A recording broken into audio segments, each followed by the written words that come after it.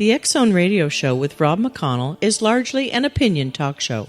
All opinions, comments, or statements of fact expressed by Rob McConnell's guests are strictly their own and are not to be construed as those of the X Zone Radio Show or endorsed in any manner by Rob McConnell, Relmar McConnell Media Company, the X Zone Broadcast Network, its affiliated networks, stations, employees, or advertisers.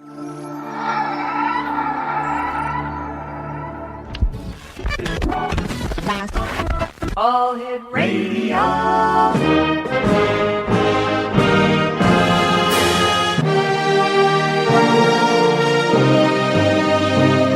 Welcome to the X Zone, a place where fact is fiction and fiction is reality. Now, here's your host, Rob McConnell. And welcome back to the X Zone, everyone. My name is Rob McConnell. We're coming to you from our studios in Hamilton, Ontario, Canada, on the Talkstar Radio Network, X Zone Broadcast Network, UK High Definition Radio, Euro High Definition Radio, and Star Cable. Toll free worldwide, 1-800-610-7035. My email address is xzone@xzoneradiotv.com. On MSN Messenger, xzoneradiotv@hotmail.com. And our website, www.xzoneradiotv.com. This hour, X Zone Nation, Skip Atwater is our special guest. He is the research director at the Monroe Institute. Skip was guided from within to a career as a counter-spy during the Cold War era, where he used his natural psychic aptitude as a U.S. Army counterintelligence special agent. He played a key role in the remote viewing intelligence program, now known to the world by the code name Stargate. For 10 years, Skip was the operations and training officer for this secret remote viewing program. He recruited and trained an elite cadre of professional intelligence officers to do remote viewing for the Department of Defense and various members of the national intelligence community. He planned, conducted, and reported thousands of remote viewing intelligence collection missions. Working in the Bob Monroe Research Lab, he has explored the realms of his own consciousness and adopted a spiritual perspective of everyday life.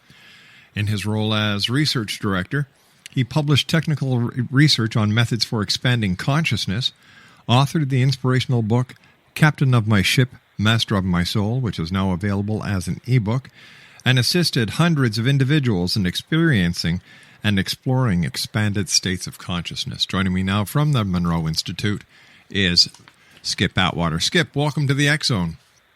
Thank you very much, Rob. Nice to be here. It's great having you with us, Skip. Could you give our listeners what the basic definition of remote viewing is? Well, there are several ways to answer that question. We think of it as a mental means to describe locations, activities that are distant from you, blocked by distance, whether that distance be in time or in space. A more refined definition is that it's a very protocol-driven, scientifically based procedure. It is not waking up from a prophetic dream or having some sort of vision. It's a very controlled type of use of psychic perception. Skip, you and I have to take a commercial break. We'll be back in 2 minutes. X Zone Nation, Skip Atwater is our very special guest. He is the research director at the Monroe Institute. And his website, and the website for the Monroe Institute, is www.monroeinstitute.org. That's www.monroeinstitute.org. The X Zone is a place where people dare to believe, dare to be heard, Monday through Friday from 10 p.m. Eastern until 2 a.m. Eastern. And you can always listen to us if you've missed the show by going to www.xzonepodcast.com. And for more information on the TV series Paragators, visit the website www.paragators.org. Skip Atwater and I will return on the other side of this break as we continue from our studios in Hamilton, Ontario, Canada. Don't go away.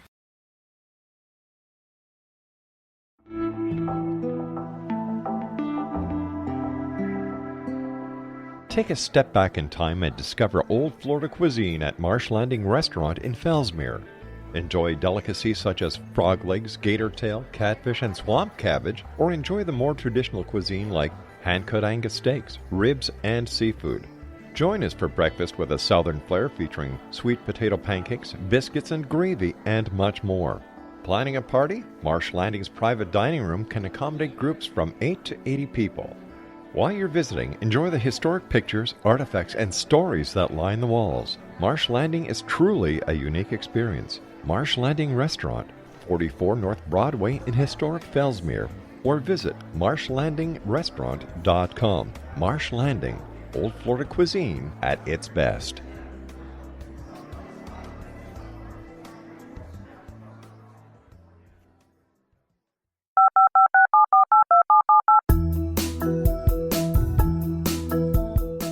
Did you know that when you're on the road with limited data or Wi-Fi, you can still listen to the X-Zone Radio Show with Rob McConnell, The Science of Magic with Gwilda Wiyaka, X-1, Dimension X, Space Patrol, and every minute of the X-Zone broadcast network by calling 213-401-0080, courtesy of Audio Now. No smartphone, app, or internet needed. It saves your data plan, and it's free if you have unlimited minutes. Call 213-401-0080 to listen on any phone, anytime, anywhere. Remember 213-401-0080 for the best of the paranormal, parapsychology, and sci-fi radio programming anywhere, 24/7, 365.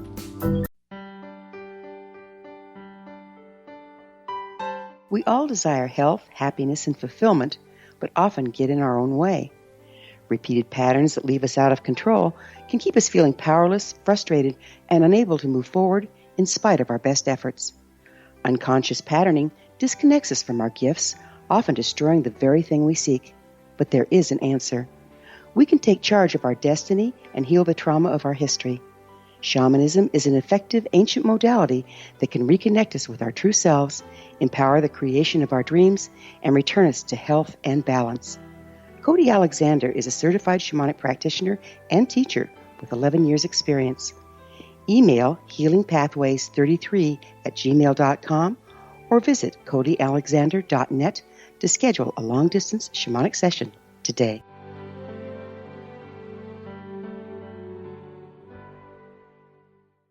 Skip Atwater is our special guest. He is the research director at the Monroe Institute. Their website is www.monroeinstitute.org. Skip, when was the decision made, and who made the decision that the U.S. Army and other intelligence agencies, I should have said the Department of Defense and other members of the national intelligence community, were going to use remote viewing? I think that there is not one exact date that began, but a series of events that happened over a period of time. If we look back in the very early 1970s, apparently the CIA was providing intelligence collection requirements, they used to call them ICRs, intelligence collection requirements, to a widespread intelligence effort to find out if there was anybody which was in then the Soviet bloc countries, behind the Iron Curtain, as we used to say, or any other places in the world that were investigating paranormal phenomena, and developed several leads, several reports pertaining to money being spent and high-level scientists investigating things. And that led to approaching a research organization known as Stanford Research Organization, Stanford Research Institute, or SRI International as it's now called, and finding a man by the name of Dr. Puthoff, who had stumbled across some research that he was interested in with Ingo Swann. And in 1972, then, he worked with Ingo Swann, a remote viewer, to do several experiments, and published those reports in the Journal for Electrical Engineers, which is the IEEE journal. When the CIA got word of this, they approached Dr. Puthoff and said, "Boy, have we been looking for you." And he said, "Well, what do you mean?" He said, "Well, we have these reports from these foreign research organizations that are studying paranormal activity, and we would like you to replicate some of the experiences, some of the experiments that they're doing to see whether or not the results they're producing are true, or is this some sort of false propaganda or false intelligence." So SRI was originally under contract in the very early 1970s to replicate the work being done at foreign locations that had been detected by the CIA. How would the CIA actually get their hands on the information of the experiment that could be replicated? Well, they use a multidisciplinary intelligence approach. You hire a janitor who works in the building, and you watch the cash flow through the banks and find out what professors from what universities are going to work in what laboratories. Mm-hmm. A very intricate, multi-source picture emerges as to what's going on in that building and who's working there, how much work is being done, what are people talking about in the coffee shop, and so forth, and then attempting to replicate that activity. What were some of the experiments that were repeated on this side of the Iron Curtain? The idea of being able, again, to describe things at a distance, what in a more occult expression might be clairvoyance. Mm-hmm. There was some attempt at psychokinesis. That much of that psychokinesis work went to Princeton University rather than Stanford Research Institute back in the 70s. And there was always this, concept of manipulation or the ability to make someone do something else. Remember the chess game, was it with Karpov? Was that the Russian's name? There was an accusation that there was mind control being used. Yeah. You remember that story? Yeah, sure do. So there was a concept of, is there an ability to do this? Can these people that seemingly describe things at distant locations or can bend metal or alter random number generators, could they in some way be used to affect the behavior of human beings or stop a rabbit's heart or all these strange suppositions? So many of those things were examined and looked into, and as the years passed, eventually there was a defector that came out from behind the Iron Curtain who had worked in all these labs and could verify the research being done and the results that were coming out of there. Were the experiments successfully repeated? The ones for distant viewing or remote viewing, as it came to be called, were successfully repeated, although it was an interesting story, and Dr. Puthoff, originally working with Ingo Swann, they were trying to have him describe objects hidden in boxes, and then they would open the object and match his descriptions, see how closely he was able to describe. And the joke is that with Ingo's many invitations to go home, meaning that he was sort of an honorary guy and said, "This is the stupidest experiment I've ever seen in my life. If I want to know what's in that box, I'll just reach over and open the box." He says, "This is trivial nonsense that you're doing." And of course the scientists are all like, "Trivial? Well, we're scientists. We're doing this in a controlled fashion," and so forth. And so he says, "See that big world map you have on the wall there?" He said, "Give me the coordinates of any place on there and I'll describe what's there." And of course the scientists didn't believe him. Russell Targ and Hal Puthoff were like, "Well, okay, but first tell us what's inside this little box over here," kind of a thing. And so eventually, sort of placating themselves, they said, "Okay, we have some hidden coordinates for you. you're in a blank room and describe what's so many degrees north, so many degrees west. And he gave a pretty good description of a mountain area with buildings in a valley and so forth. And they're like, well, that's interesting. That was a good guess you gave. So they repeated this many times, and then eventually they asked their sponsor, the CIA, to begin to provide some coordinates of interesting locations, so that the scientists themselves didn't invent this. The CIA, the people that were paying for the research, would provide coordinates. And that's what led into the idea of this being not just verifying the research that had been done around the world, but actually using it in an operational sense. Now, when somebody is remote viewing, can they remote view into the future as well as into the past, or is it just in real time, present real time? When from standing in the shoes of a remote viewer, right, time doesn't matter. The remote viewer themselves doesn't have a analytical understanding of time. They're just reporting their perceptions. So the trick becomes targeting them or assigning their intent towards what perception. The easy answer to your question is they can go anywhere in time.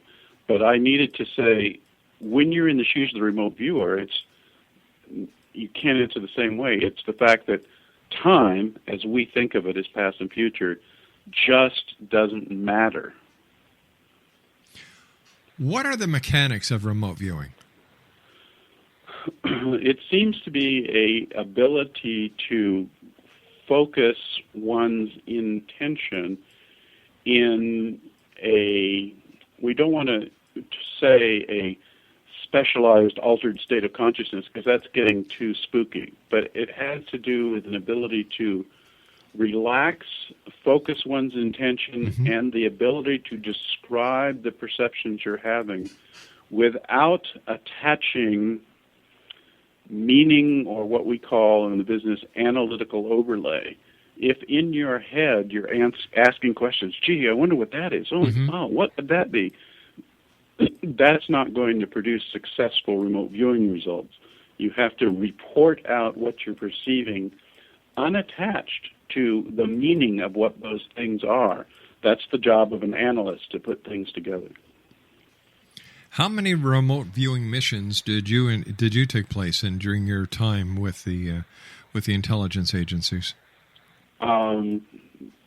Thousands. I mean, with one famous remote viewer, Joe McConnell, I have done more than 1,000 remote viewings with him alone. And over the years, I probably worked with 20 different remote viewers. So a lot of them. Here we've got the United States government still looking for Osama bin Laden. Why don't they just ask yourself and other professional remote viewers to find him? Well, there's, again, probably 10 answers to that. There's an assumption that we don't know where Osama is. So is it better to have him alive than to have him martyred and become a symbol for his kind? Another answer, whole other answer, forget I ever said that, a whole other answer is, if I describe where he is now, I might say a dark, smoke-filled cave with soot on the ceiling, and I smelled You're describing all of the caves in that part of the world. Right, so it isn't very helpful in saying, well, where is he? All right, stand by. Skip, you and I have to take our commercial break at the bottom of the hour with the news. Skip Atwater is our special guest. He is the research director at the Monroe Institute. Their website is www.monroeinstitute.org. I'll be back with Skip Atwater on the other side of this commercial break as the X Zone continues from our studios in Hamilton, Ontario, Canada. Don't go away.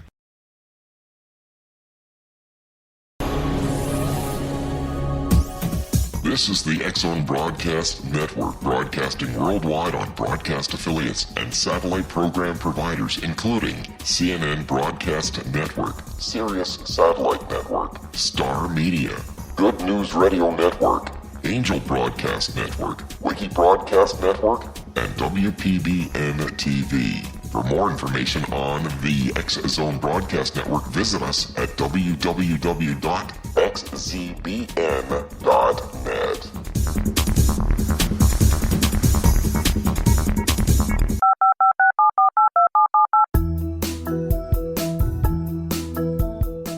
Did you know that when you're on the road with limited data or Wi-Fi, you can still listen to the X-Zone Radio Show with Rob McConnell, The Science of Magic with Gwilda Wiyaka, X-1, Dimension X, Space Patrol, and every minute of the X-Zone Broadcast Network by calling 213-401-0080, courtesy of Audio Now.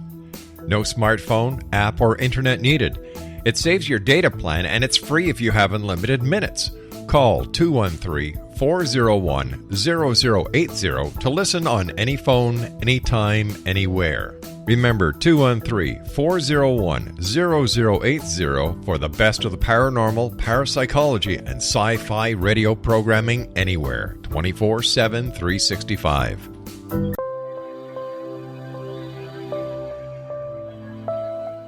There's a legend shared by many indigenous cultures of a time when the nations were cast to the four corners of the world. Each nation was given a body of sacred knowledge that held a different portion of the truth to preserve. True reality could not be known until all the nations reunited, combining the information. If a single one was missing, the world could not be reborn and darkness would prevail. The Science of Magic Radio is dedicated to reuniting the sacred knowledge. With the understanding, none of us has all the answers, but together we can open new perceptions and possibilities. Through our combined vision, the world can be reborn into a place where darkness no longer prevails. Join me, Gwilda Wiyaka, and the Science of Magic daily on the X-Zone Broadcast Network, xzbn.net, or visit us at thescienceofmagic.net.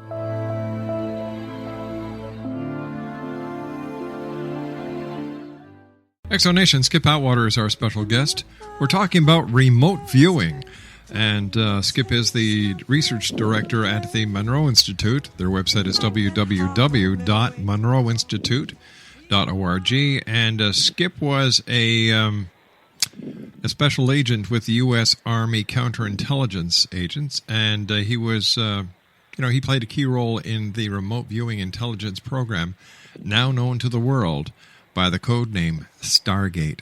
I would imagine that people in general, Skip, have a total misconception of how people remote view. I mean, how the professionals like yourself and other members actually do the remote viewing. And I was wondering if you could take us through the basic steps that a remote viewer would remote view. Sure. There's lots of popular movies and TV shows that dramatize the activity for purposes of entertainment. You mean you didn't make goats fall over? It's not as strange or different that people would think.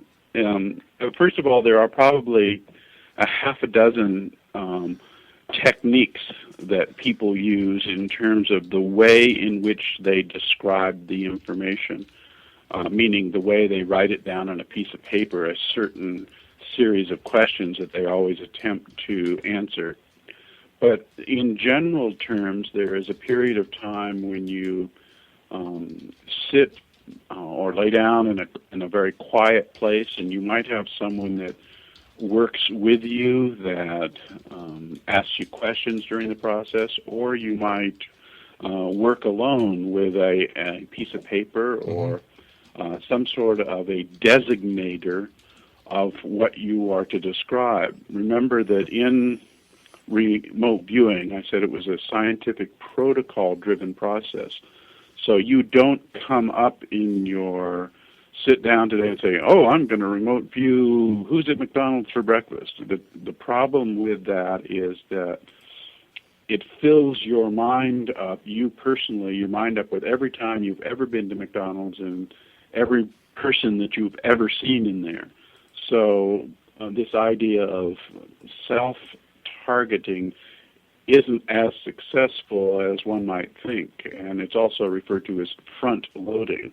In other words, if I was to say to you, okay, today we're going to be remote viewing McDonald's. Are you ready? Now describe, and that's called front-loading. It's much better if you have no foreknowledge whatsoever of what you're expected to perceive, that if the targeting is what's called blind to you, so it can be a set of geographic coordinates. It can be, say, a sealed envelope, and in this envelope is a picture of someone, and we need you to describe that person, their state of health, and their location. And you focus and concentrate on, that's my task at hand. I need to describe this information they need. And then you turn inward to a mental plane, a mental slate perhaps in your own mind. People experience it differently. And simply wait for information to come. And you might have a perception of a tree. And so you write down or draw on your paper a tree. But you have to discipline yourself to say, oh, a tree, yeah, it must be a forest. Oh, look, there's a forest and there's grass here. You cannot be asking yourself analytical questions about what is the meaning of the tree. You just simply wait for the next piece of information to come in. Interestingly enough, over the 4 decades that this has been going on, it turns out that many of those mental perceptions that percolate into consciousness without being attached to some sort of analytical signature are capable of being validated as being ground truth pertaining to a particular location or a particular activity, as though mentally we have access to this information. But if we don't pay attention to it, like right now I'm paying attention to talking to you on the phone, I'm not paying attention to these things I might come to know had I paid attention to something else. Is it very hard for someone to learn how to be a remote viewer? I've been in this business such a long time, there are always multiple answers to every question. All right, give me your top 3 answers. Okay. One approach is you can't possibly learn to do remote viewing. It's a natural talent. So that does away with that. Another answer is that, yes, you can learn, and there are different techniques that you may be more drawn to, more successful. They teach a technique called controlled remote viewing. There's a technique of meditative remote viewing. There's techniques using NLP concepts in remote viewing. You need to find out what kind of a person are you, what kind of a thinker are you, how do you process the world around you, and find a particular technique that works for you. It certainly is not difficult to set a novice down, give them a 5-minute briefing, and then target them on something. They have a lot of beginner's luck of finding out, oh my goodness, I can do this. I never knew what those images in my head were, but now I see they can actually pertain to something. And you go from that into building up under general learning theory a increasing skill level, learning about not jumping to conclusions, not adding things to your perceptions to display only the facts of the things you perceive. So it does appear in this argument to be a learnable skill, just like you might learn to play the violin or the piano or to learn to dance. If a person was a member of the military, would they be a better candidate to learn remote viewing since they have been trained how to pay strict attention to orders and to concentrate and to focus? That's a really good question. When I, in 1977, when I first asked Dr. Putoff, how do you choose a remote viewer, he was looking at me like, oh man, you guys are going to get a bunch of special forces snake eater people. And so finally he said, well, listen, we have sort of 6 criteria, and I can't remember them all right now, but they're certainly in my book. You need to have people that have a good reputation in your office. They're the guy you go to get the job done. You need to have a person who is what we might call a global thinker, a person who is willing to take in, to inflow a whole lot of data.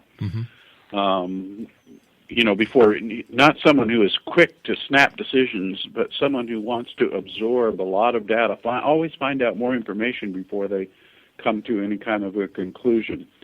So we looked around when we first interviewed in the military community. We looked around for people like this, people that had this kind of approach to life, dependable people that, who's the guy, you go into an office and there's 40 people working there and you ask the boss, who's the guy you go to when you want to be sure this job is done? And they say, oh, Mary over there, Lieutenant Mary Fitzgerald, she gets the job done every single time. And so, that's the first thing. Well, has Mary ever thought about this, or has Mary ever thought about that? So it's an interesting process, and there does seem to be a profile, but really the only way you can find out for sure is to try it for yourself. And one of those things you ask about, can you learn to do remote viewing, there is another concept of natural talent that says 1/10 of 1% of the population can have a specific talent. A person who has that artistic talent, a person who is the athlete, a person who is a musician. We sort of divide up our population, and 1/10 of 1% seem to gravitate to those expert people. What that means is, in remote viewing, 1/10 of 1% of Americans, there are 300 million people, so 1/10 of 1% is 30,000 people. So there ought to be 30,000 really good remote viewers someplace. We just don't know where they are. And what about the piano players? Well, if you didn't get lucky as a kid and got piano lessons, or in junior high learned to play the violin, you might have that talent inside you, but you just don't know until you try. Does a person's IQ have an effect on their ability to remote view? I think people with very high IQs get wrapped up in our educational system. And much of, this is an interesting thing to say, much of remote viewing is learning to unlearn or undo the habits that are encouraged by our current academic environment. When we grow up as children, we're, your parents put a ball in front of you and they have you look at it and they say, ball, ball, it's a ball, look, you can play with it. And you're rewarded. The minute you say the word ball, everybody's, oh, so thrilled, look, he said the word ball. And this continues to be a way in which we are educated in our Western modern society. Now, in remote viewing, you are trained not to say the word ball. You are to describe the raw perceptions. You sort of say soft, round, lightweight. They don't want you to jump to the word ball because that is too much of a conclusion about the raw perceptions you're having. So, yes, I think intellect helps. You certainly have to have an average or slightly above average. They say average intelligence is about 100, so something 100, 120, 130s. But when you get up into the 150, 160 range, it may be that you're latched into the academic reward system too much. Never had the opportunity to examine that scientifically. Do men make better remote viewers than women, or do women make better remote viewers? And does age have anything to do with the quality of the remote viewing success ratio? Sure. There is some, I don't think there's any difference between men and women. It has more to do with the life they lead. Mm-hmm. Obviously, if you have a richness of experience and a richness of vocabulary, you're simply able to express yourself better.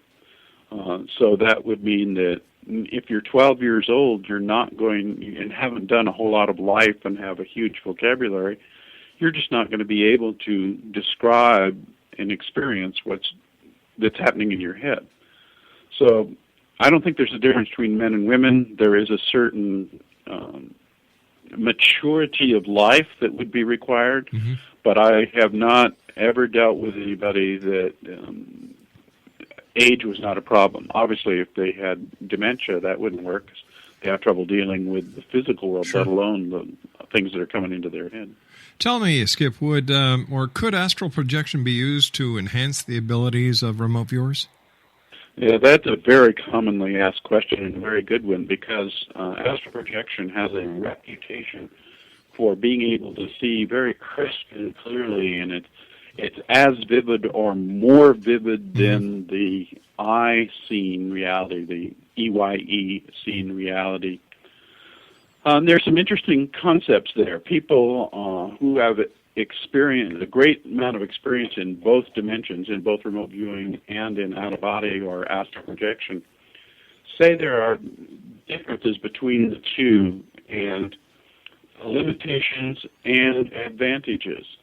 When you are having an out-of-body experience or an astral projection, there is this sense of prepositional orientation and action-verb, meaning you perceive yourself to have to move up, down, left, right, through the wall, through the door, to go from one place to another, and you have the sense that you in your supposed astral body must make those actions.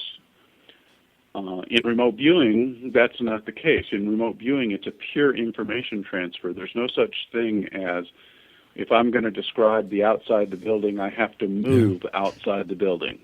That just isn't in the equation of remote viewing, just like time isn't in the equation.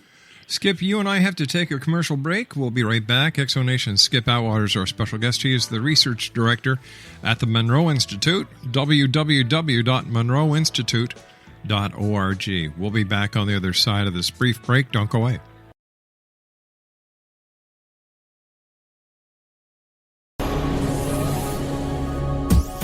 This is the X-Zone Broadcast Network, broadcasting worldwide on broadcast affiliates and satellite program providers, including CNN Broadcast Network, Sirius Satellite Network, Star Media, Good News Radio Network, Angel Broadcast Network, Wiki Broadcast Network, and WPBN TV. For more information on the X-Zone Broadcast Network, visit us at www.xzbn.net.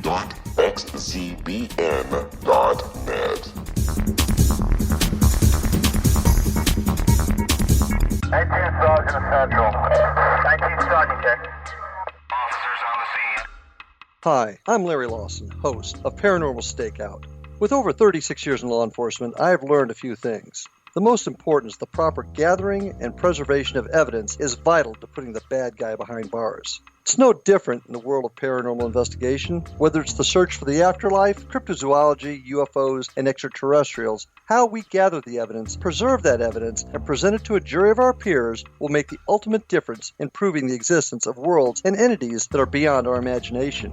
Join me, Larry Lawson, every week on Paranormal Stakeout when, along with my guests, we'll take a journey to prove with indisputable evidence what man has struggled to believe for centuries. Go to xzbn.net for the broadcast schedule and check me out at paranormalstakeout.com.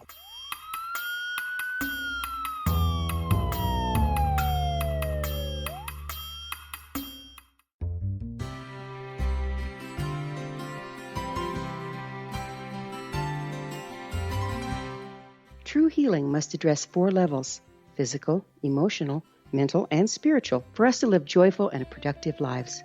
We tend to treat 3 of the 4, leaving the spiritual languishing. If you're tired of the same dysfunctional patterns cropping up in your life, Soul Balancing is for you. Trixie Phelps, owner and founder of Soul Balancing, is a naturally gifted energy healer trained in numerous esoteric forms, including shamanism. Trixie has created a powerful modality that safely and effectively clears your energetic field. A Soul Balancing session can remove interference, heal trauma, and restore your hope. Contact Trixie for a life-changing long-distance session today, www.soulbalancing.world.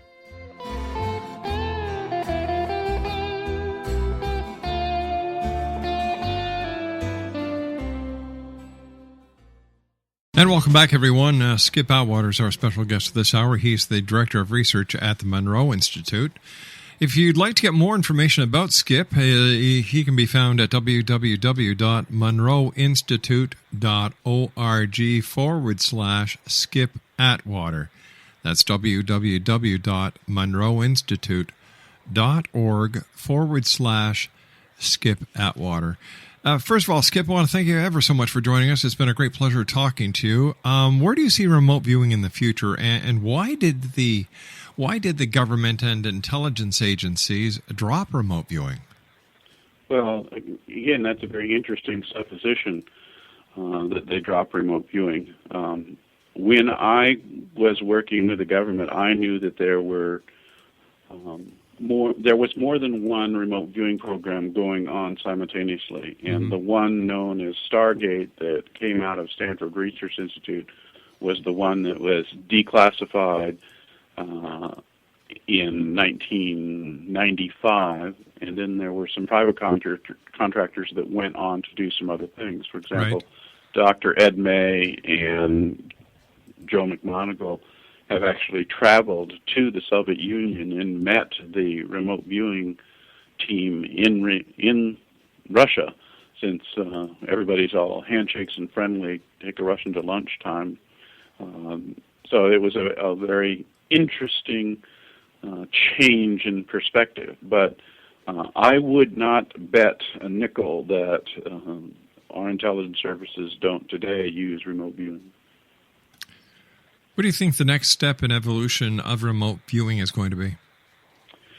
Well, I think that there is now a focus and turn to the more talented people. There's been an interesting history over the past several decades of we have very special talented people to moving for 2 decades into, no, everybody can do it. Oh, it's so wonderful. We're all just wonderful. We can all do this. To finding out we have 2 decades of lost research on those people who seem to do this quite naturally without any special training and do it very well. So finding out the uniqueness of this human behavior, there are rumors that Chinese children are tested early and then separated off into special schools to develop these enhanced human abilities, these talents that people have. So I think that's probably where the future lies, in the recognition that we don't know everything there is to know about this, and we need to do more study and come to a better understanding of those people who express this as a natural talent. Skip, I want to thank you once again for joining us. Great talking to you. I hope we have the pleasure of having you back here in the X Zone in the future. Be glad to. Take care, sir. Exonation, Skip Atwater, the Director of Research at the Monroe Institute, www.monroeinstitute.org/Skip Atwater. Well, that's it for tonight. I'd like to thank all my guests tonight and all the stations around the world who carry the X Zone. And I'd like to thank you, the X Zone Nation, for allowing us to be part of your day, your night, no matter where you are on this beautiful blue planet of ours. So until tomorrow night, be kind to each other, love your children, and always keep your eyes to the sky and your heart to the light. Good night now.